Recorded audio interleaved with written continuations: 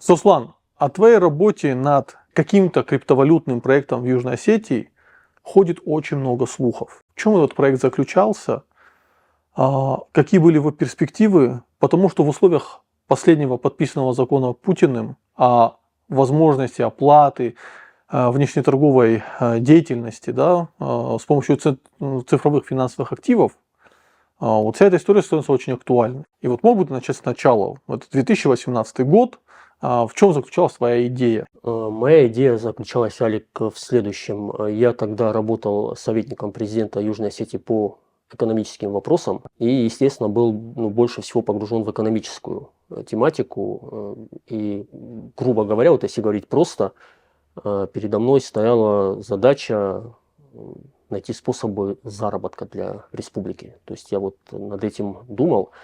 И в этой связи, прежде всего, я изучал, оценивал экономический потенциал республики, изучая ее экономическую историю, потому что у нас любят очень часто ссылаться на советский период, когда республика якобы процветала, когда было там 12-15 промышленных производств, когда было цветущее сельское хозяйство, когда там жило около 100 тысяч населения. Сейчас у нас ситуация следующая: население максимум 50 тысяч. Промышленные предприятия, которые были и в советское время, наверное, люди об этом не знают, но львиная их доля была убыточной. То есть они датировались. Что касается сельского хозяйства, то, конечно, оно у нас было, и сейчас мы должны сами обеспечивать свою продовольственную безопасность. Вообще, прежде чем о каком-то развитии говорить, надо сначала обеспечить безопасность продовольственную, энергетическую и так далее. Но возможности для какого-то вот серьезного сельского хозяйства, на котором можно зарабатывать, в Южной Осетии нет и не будет, потому что у нас просто мало земли, пригодной для сельскохозяйственной обработки. Основная часть республики – это горы и предгорья. Соответственно, как экономический субъект, Южная Осетия имеет мизерное количество преимуществ.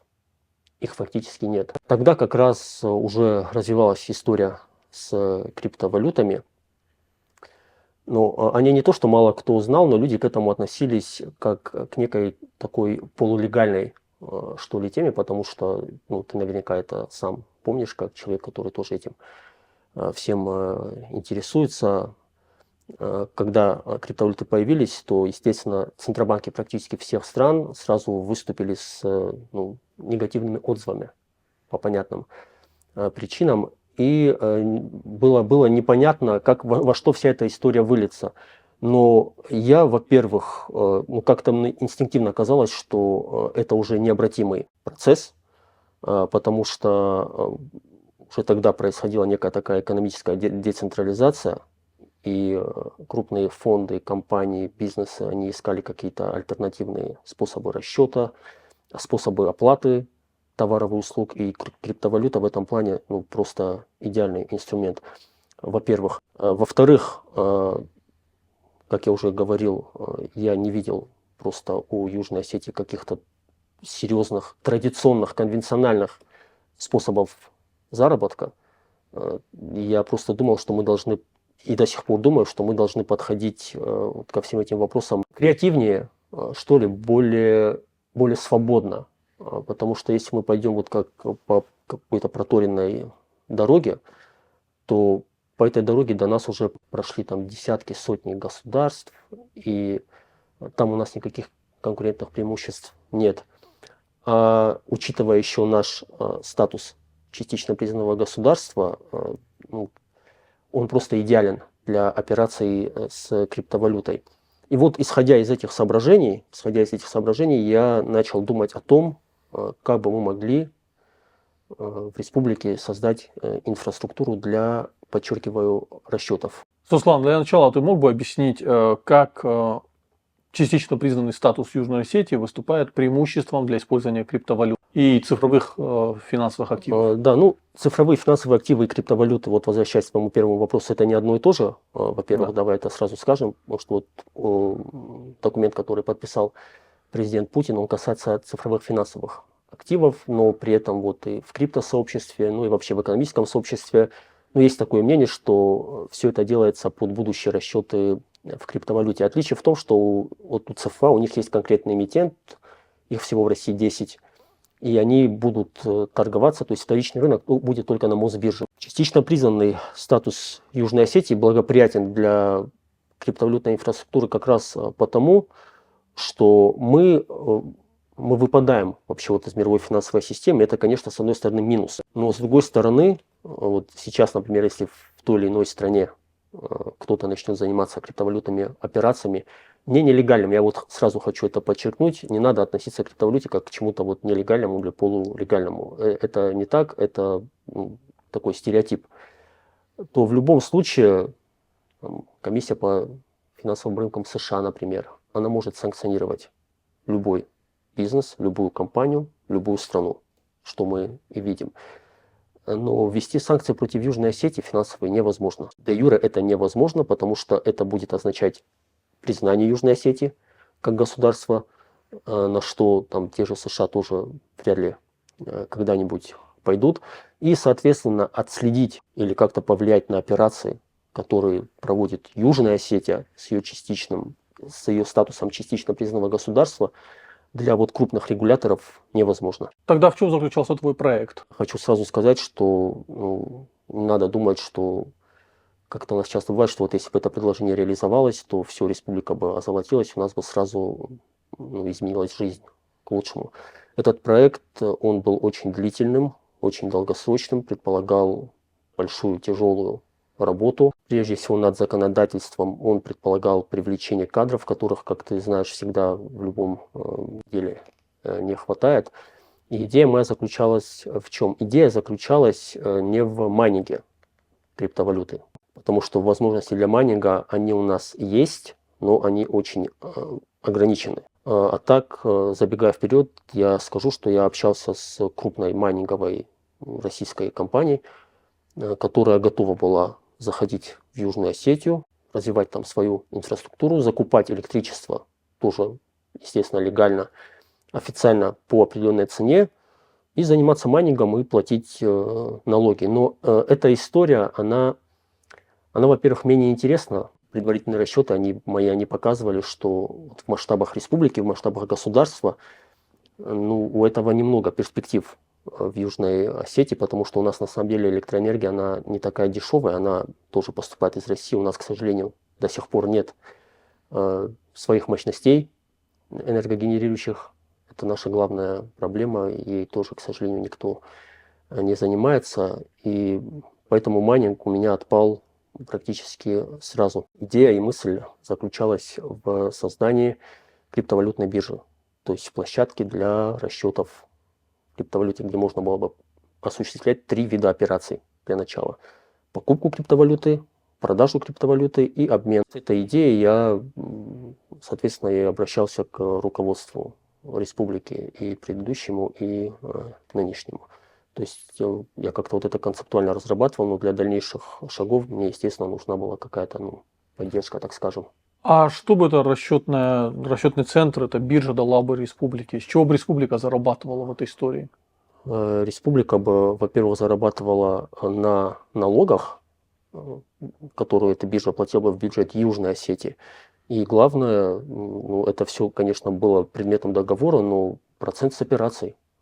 Главное, это процент с операций. Опять же скажу, что это не были бы какие-то космические суперденьги в начале, но моя мысль, она заключается в том, что эта сфера, она дает очень большую перспективу. То есть нужно просто в эту сторону двигаться, а возможности будут появляться. И когда появятся возможности, вот, например, как сейчас был принят этот закон, который может эти возможности дать, но у нас нет никакой инфраструктуры. А она должна быть готовой, чтобы не терять времени, чтобы быть на шаг впереди конкурентов. А на твой взгляд, этот расчетный центр позволил бы России обходить санкции, введенные после специальной военной операции, начала специальной военной операции в 2022 году? Конечно, позволил бы. Конечно, позволил бы. То есть какую-то часть финансовых потоков можно было замкнуть на Южную Осетию. Это все довольно-таки технически сложный вопрос, но, конечно, возможности были. Если бы мы вот куда-то продвинулись с этим вопросом, я уверен, что мы бы какие-то возможности нашли, и это было бы нашим российским партнерам, контрагентам интересно. А до какого уровня этот проект дошел? Ты меня спросил про 2018 год. тогда он не дошел ни до какого уровня, потому что особого никакого интереса это, к сожалению, не вызвало. Ну и, соответственно, я тоже оставил эти попытки, потому что это не имело никакого смысла. В Южной Осетии вообще, в принципе, вот любой бизнес такой серьезный, тут речь даже шла не о бизнесе, а о некой новой сфере экономики. Для ее развития, конечно, нужна политическая воля, прежде всего, и поддержка руководства республики. Потому что все люди, все компании, которые туда будут заходить, теоретически, они будут требовать прежде всего гарантий безопасности своих инвестиций. Это может дать только руководство. Если у руководства республики нет такого видения, нет этого интереса, то развивать это все бессмысленно, конечно. Это не имеет никакой перспективы. А вторая попытка 2022 года, там я уже, что называется, продвинулся намного дальше. Изначально общался по этой тематике, по этой проблематике со своими российскими друзьями, коллегами, среди которых были депутаты Госдумы, там были сотрудники разных профильных министерств, ведомств России. Они, по крайней мере, те, с которыми я общался, они эту идею всячески поддерживали, они мне давали там необходимый контакт, я вот так двигался, что называется, от уровня к уровню, как в видеоигре. Но поскольку, как ты знаешь, в России эта сфера, она формально тоже пока никак не легализована, вот этот закон, он как бы первый шаг к тому, чтобы это все развивалось, то в конечном итоге я познакомился, точнее, меня снабдили контактами с очень крупной иранской криптовалютной биржей.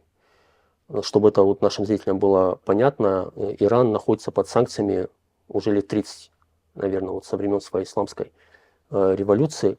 И когда появились криптовалюты, когда начали транзакции в криптовалютах осуществляться, то Иран стал, скажем так, одним из центров всей индустрии. У них на самом деле эта индустрия очень сильно развита, они в ней очень хорошо продвинулись, у них там очень много технических специалистов, просто высочайшего уровня. И это была очень крупная компания, с просто космическими, по нашим меркам, оборотами. И я начал с ними переговоры по поводу их, скажем так, захода в Южную Осетию и организации расчетного криптовалютного центра в Южной Осетии. Это была бы очень полезная история еще в политическом плане, потому что у нас бы появились международные контакты иранские, а Иран это не последнее государство. Через Иран мы могли бы потом в том числе установить политические контакты со многими государствами вот этого региона. Вот до какого уровня это все дошло? Дошло это до какого уровня? Переговоры эти продолжались месяцев 8, наверное. Это на самом деле был довольно-таки трудоемкий процесс, иногда даже изнурительный.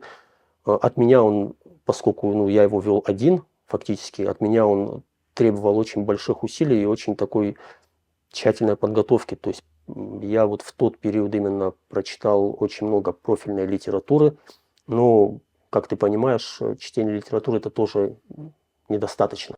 Бывают какие-то практические вопросы, которые их ни в каких книгах не описывают. И, соответственно, мне пару раз даже приходилось по этим вопросам летать в Москву, встречаться там вот с экспертами в области крипты.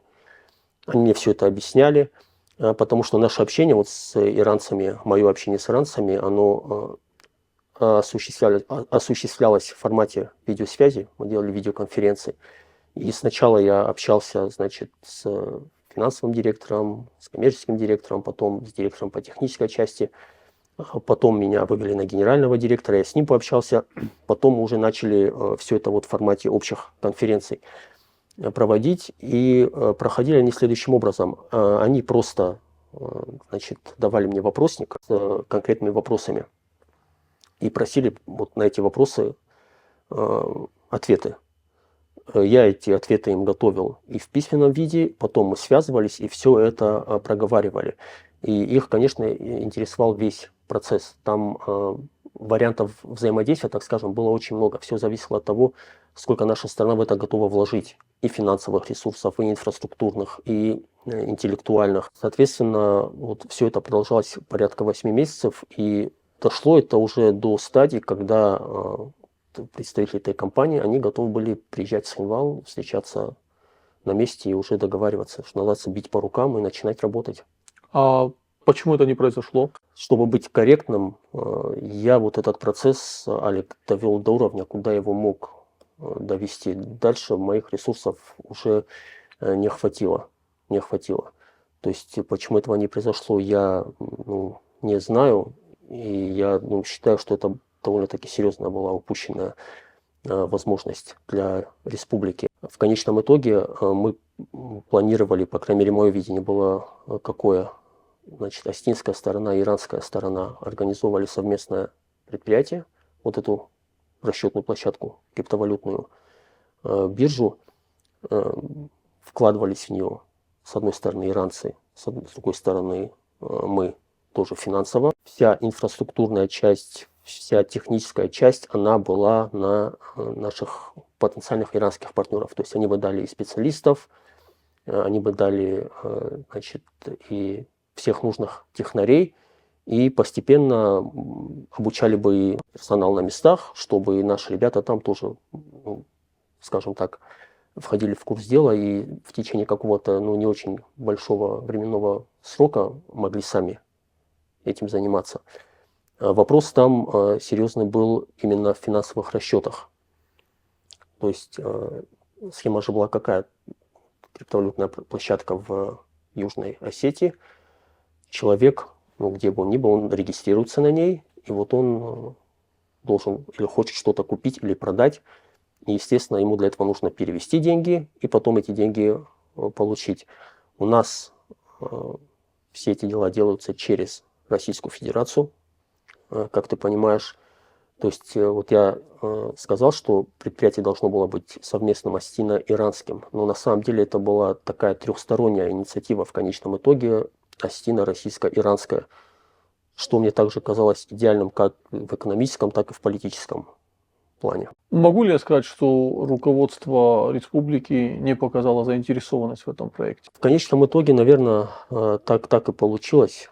Так и получилось, потому что проект он был доведен до довольно-таки серьезного уровня, потому что, повторяю, люди уже готовы были приезжать в Южную Осетию и договариваться по конкретным условиям. От нас еще требовалось, главное, вот я о главном, что называется, не упомянул, конечно, нужен был закон о регулировании криптовалютной деятельности.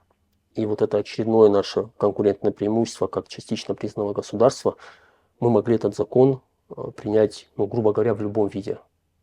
Так, как это нужно нам, так, как это выгодно нам, чтобы отсечь сразу все нелегальные операции. То есть это не какой-то даркнет, где люди там за деньги покупают какие-то запрещенные вещества. Нет, это серьезная криптовалютная биржа, где серьезные там физические и юридические лица занимаются бизнесом.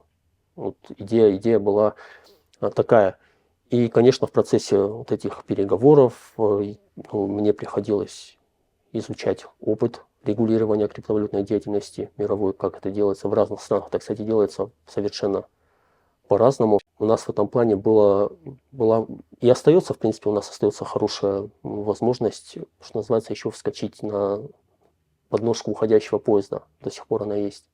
Просто вот если бы мы начали это делать даже 2 года назад, то какими бы темпами ни продвигалась работа, то сейчас у нас уже что-то было бы. Была бы какая-то инфраструктура, была бы какая-то питательная почва для того, чтобы, когда возможность появится, мы бы сразу ее реализовали. Но мы сейчас бы шли в ногу вместе с Россией в этом вопросе. Конечно, конечно. И это было бы очень хорошим политическим ресурсом и политическим капиталом, Алик, потому что в том числе наши российские друзья, наши российские партнеры, они бы увидели, что у Республики Южная Осетия есть какое-то видение будущего, что мы за чем-то следим, наблюдаем, делаем выводы и работаем, что мы не просто сидим там где-то в своем закутке и каждый месяц ждем перечисления зарплат, да? А пытаемся реализовать какие-то проекты развития. А я думаю, я уверен, что вот именно то, вот, о чем я сейчас говорю, это и есть уровень государства. Вот если бы мы это смогли реализовать, тогда бы к нам уже относились серьезно, без какого-то пренебрежения, без смеха, потому что ну, сейчас о чем мы отчитываемся, грубо говоря, по итогам там полугодия, квартала года, о 3 заасфальтированных улицах и о 15 замененных трубах. Так получается. Это тоже все нужно, но при всем уважении это не уровень государства.